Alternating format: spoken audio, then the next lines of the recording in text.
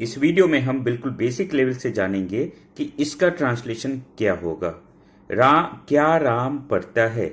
अगर कोई भी सेंटेंस आपके सामने हो तो सबसे पहले लास्ट वाला शब्द चेक करो उसका। अगर वाक्य लास्ट में ता है, ते है, ती है जैसे शब्द मिले तो समझो वो प्रेजेंट इंडेफिनिट टेंस है। और प्रेजेंट इंडेफिनिट टेंस का ये फॉर्मेट होता है सबसे पहले डू डज में से कोई एक हेल्पिंग वर्ब, उसके बाद सब्जेक्ट, उसके बाद वर्ब का फर्स्ट फॉर्म, लास्ट में ऑब्जेक्ट।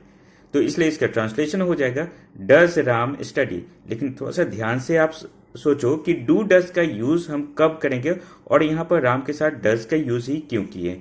क्योंकि ये एक रूल होता है कि जब सब्जेक्ट के रूप में आई, वी, यू या दे रहे तो हम हेल्पिंग वर्ब में डू यूज करते हैं, और जब सब्जेक्ट के रूप में ही, शी, इट या कोई नाम रहे तो हेल्पिंग वर्ब के रूप में हम डज यूज करते हैं डू डज में से। इसलिए ये तो एक नाम है, राम तो एक नाम है, तो राम के साथ डज यूज होगा। Does Ram study. स्टडी या रीड दोनों में से कोई भी वर्ड हो सकता है, दोनों करेक्ट होगा। अब बिल्कुल इसी फॉर्मेट के आधार पर कुछ हम लोग ट्रांसलेशन देख लेते हैं। क्या आप दौड़ते हैं? Do you run? क्या रिया स्कूल जाती है? Does Riya go to school? क्या हम लोग पढ़ते हैं? Do we study? क्या रोहन नाचता है? Does Rohan dance? इन सभी सेंटेंसेस में सबसे पहले हेल्पिंग वर्ब यूज हुआ है डू डज।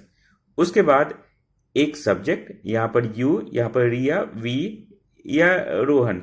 देखो रोहन जब यूज हुआ है तो डज आया है, वी यूज हुआ है तो डू, यू यूज हुआ है तो डू हेल्पिंग वर्ब, रिया और रोहन यूज हुआ है तो डज। उसके बाद वर्ब का फर्स्ट फॉर्म, लास्ट में अगर ऑब्जेक्ट है, इस वाले सेंटेंस में ऑब्जेक्ट है तो ऑब्जेक्ट ऐड कर देना है।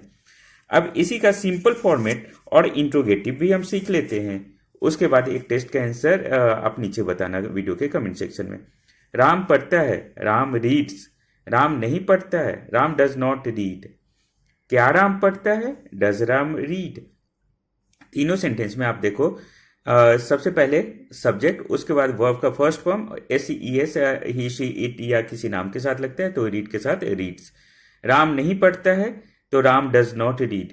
अच्छा, अगर मैं नहीं पढ़ता हूं उसका क्या ट्रांसलेशन होगा? I do not read. क्या राम पढ़ता है? ये तो मैं बता ही दिया हूं आपको पहले।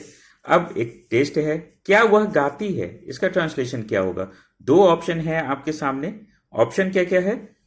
व्हाट शी सिंग्स या डज शी सिंग। दोनों में से कौन सा ऑप्शन करेक्ट है ये आपको बताना है वीडियो के कमेंट सेक्शन में। इस चैनल को सब्सक्राइब कर लो क्योंकि यहां पर आपको बेसिक लेवल का ट्रांसलेशन और बेसिक लेवल का स्पोकन इंग्लिश में सिखाता हूं हिंदी से इंग्लिश में।